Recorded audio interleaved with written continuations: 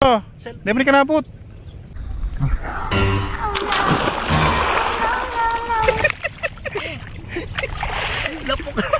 Laputin naging ito.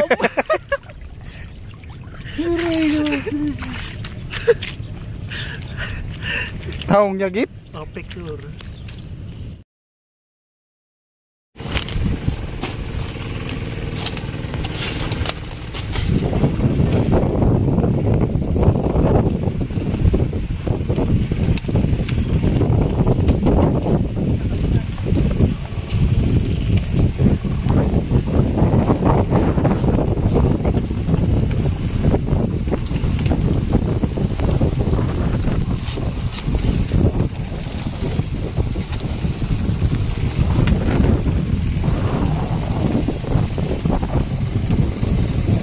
Tumbahan na guys ang aming mga pananim. Ano, daming sili oh. Inalian na namin kasi baka matumba. Saging, kamatis namin no, namumunga na. Sana di matuloy ang bagyo. Kamatis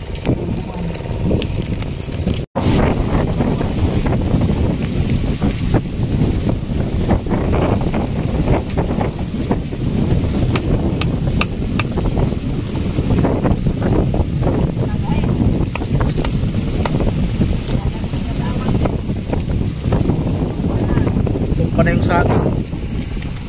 Sayang. Ito guys oh, tinanggal na namin ang mga dahon para di matumba. Yan. Ano? Yan yung mahal na saging lakatan. Si Pali. Yung kubo namin. Sana naman di matuloy ang bagyo. Kahit nagbabagyo guys, so yun oh, may nagmamakina, Landmaster oh. Kanina lakas ng ulan.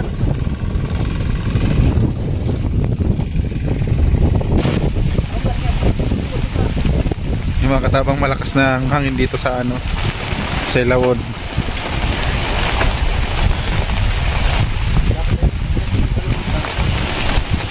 Di na matanggal. Unang ta sana. Ratugan, pangratugan. Geng, bumabagyo. Lamig.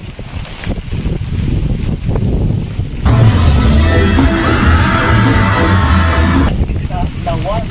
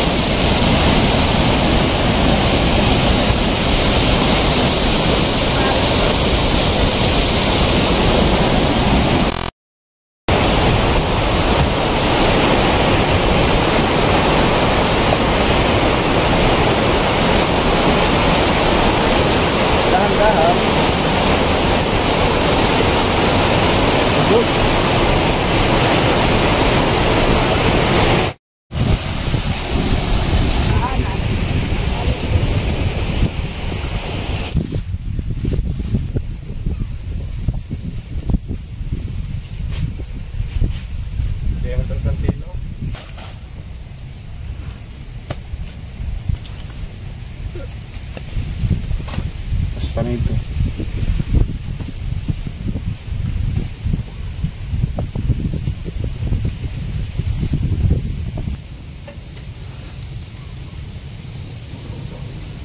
Buwi ka. Ito yung gipon. Ayan guys, gagawa si JJ ng pang sikwat sa kuhol para mas mapadali ang trabaho. Kahoy ng kawayan.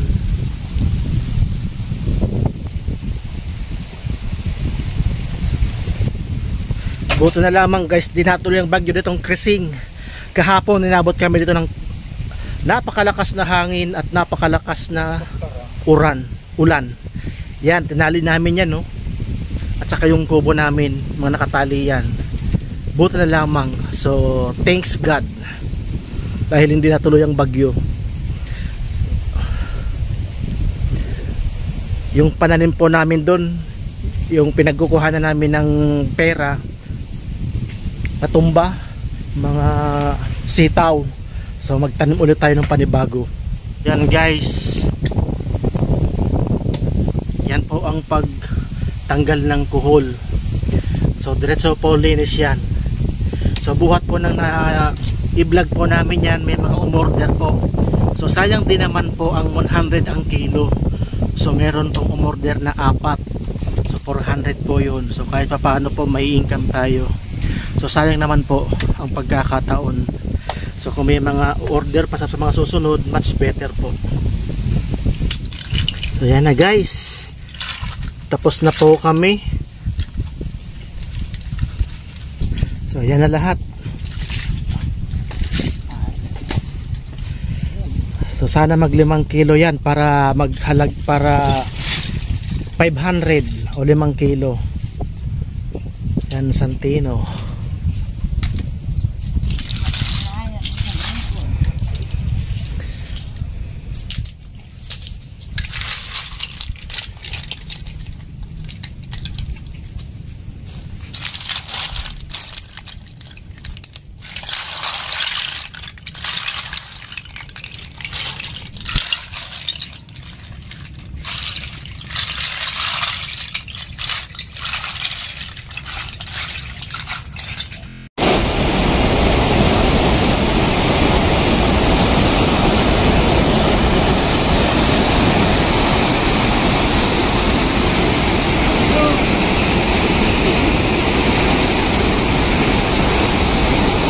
So ito na guys, 4 na kilo lahat guys ang aming nakuhang kuhol.